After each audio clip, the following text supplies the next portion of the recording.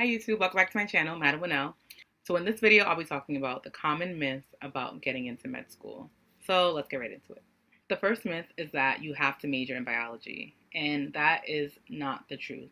So you can major in anything that you want to major in, but you have to do the required courses.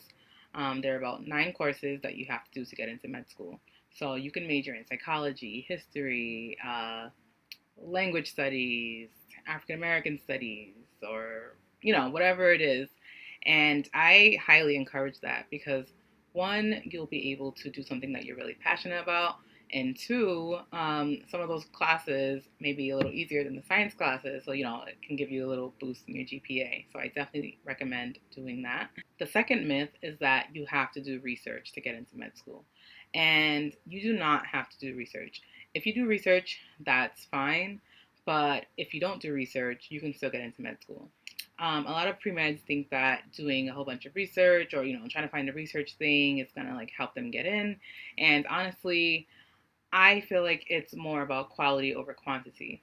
If you have an extracurricular that you've been doing for a long time that shows longevity, shows leadership, that could trump you doing, 2 research studies that maybe you worked on for a month, and when they ask you about it during your interview, you're probably not going to be as passionate about it, or maybe you forgot about it because it literally lasted a few weeks or a month or whatever it was, and maybe it was something that you just jumped on to last minute or whatever it is.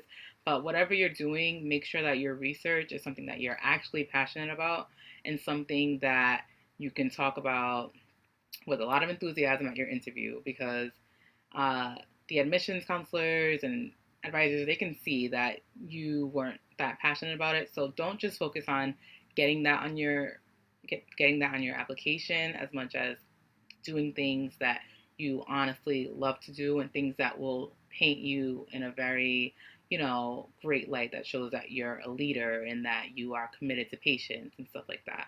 The third myth is that you have to be good at math to get into med school. And I'm a testament. I'm not that good at math. I'm good at statistics, only I don't like any other type of math. I don't like calculus, pre-calculus, algebra is whatever. I'm not a math whiz by any rate. But did you know that there are med schools that do not require math as a requirement? And did you know that there are schools that will take either calculus or statistics? And when I was applying, honestly, little secret, I applied to those schools. I did not want to take calculus, and I was a non-traditional student. I couldn't go back, and I couldn't go back and take calculus. I Once I found out that there were schools that you could actually take either or, I was like, okay, let's do this, because I wasn't going down that road. But that's not to say that you should be only applying to schools that do not take calculus, because you could be shutting yourself out to great opportunities. So if you've already taken calculus, do that, but just know that there are some schools that do not require math or even calculus. The fourth myth is that your social life will be officially over. And I honestly thought that when I was applying to med school, because I was just like, I'm not gonna see my friends anymore. I remember there's a professor at my school that actually says, give your family away, like you're not gonna see them, wave goodbye to them because this is the end. He's being sarcastic, but he's a little serious. But you do have to be really focused and dedicated, and it is hard, managing relationships or family engagement or whatever it is. So it is all about time management, but what's most important is that you create time for self-care and time to see your friends, because you need to do things that keep you grounded, because you don't want to just get caught up in just studying and lose your sense of identity, because it's really important to invest in your sanity during this time. You're investing 4 years into medical school, and then residency is another minimum 3 years. You've already invested your pre-med life, so you're looking at an upwards of like 10 plus years in this.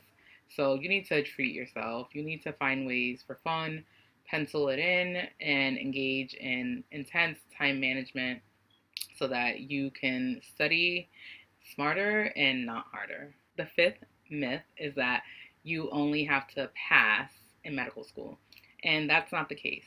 So with my school's grading system is A, B, C, F. There's no pluses or minuses, and there's no D's. So that's one. And then yes, there's schools that are pass fail, and that's another thing. But while you may be able to fall through the cracks and just get by just passing, that's not good enough, because at the end of the day, you still have to take these national board exams, and you're going to be taking three of them. You need to get into the habit of knowing your material and not settling for mediocrity. Yes, I said it, mediocrity. We need to give our full potential to things, put 110% into our studying so that we know these things for the boards, because not only do they translate to the boards, but that also translates to your general underlying, medical knowledge and clinical skills and how you can apply this information.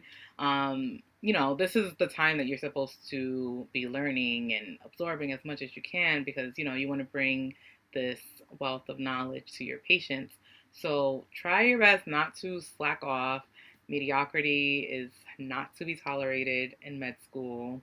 I know sometimes we can fall into that little hole of it, but go for it and try to do the best you can at all times on every test. So there's a myth that also says that med school is only for rich people, and to a certain extent, I understand what they mean by that, but really and truly, med school is for everyone. Paying for med school comes from federal student loans that everyone is eligible for. So when you get into med school, you'll get these loans that will pay for your tuition. It'll also pay for your living expenses. And it's available to everyone who gets into med school. And it's not based on credit. It's not based on your background or your income, your prior income, or anything like that. So definitely know that if you get into med school, you will be covered at least by these student loans. There are some schools like NYU that has free tuition, and that's just for the tuition. You still have to pay for your living expenses. So medical school, I don't think there's any medical school that's entirely free in America, at least that I know of. NYU gives you free tuition, but you would have to still pay for your living expenses in New York City, which is pretty costly. But like I said, you have the option of having these student loans, and they're federal loans, so they will pay for you to be a medical student. So the last myth is that you have to go to a top medical school in order to become the best doctor. That is definitely a myth, because one, yes, there are top medical schools and they do these rankings based on, research grants and I guess the scores of step scores or however they do this. I don't even know how they rank these things. But going to a particular school does not determine the type of doctor you're going to be, because one, you go to school to get your knowledge, you take your board exams, and then you have to train in a residency. So the most important thing is where you train in residency, because that's where you're actually practicing to truly become a doctor. And that's where you're going to learn your clinical skills and how to manage patient care and all that good stuff. There is a list of top 40, I believe, medical schools and, the Harvards or whatever it is. And I do not go to any of those schools. I'm not in the top 40, but that does not mean that I'm not going to be the best doctor that I know myself to be and that I can be to my patients. And it's all about you. It's all about how much you apply yourself and how much you commit yourself to the field of medicine and how much you really want to, be the best. It's not about the school, because when you're out of school in a doctor, no one's going to ask you, oh, what school did you go to? And even if they do ask you, does it really matter? It really doesn't. What matters is that you treat your patient with the utmost respect, diligence, and meticulous diagnostic prowess, and give your all into patient care. Do everything that you can for your patients, save lives, and that's really what matters. It's not any name or anything else that really will, contribute to how good of a doctor you are. So remember that. And as always, I'm rooting for you, and I'll see you in my next video. Bye-bye.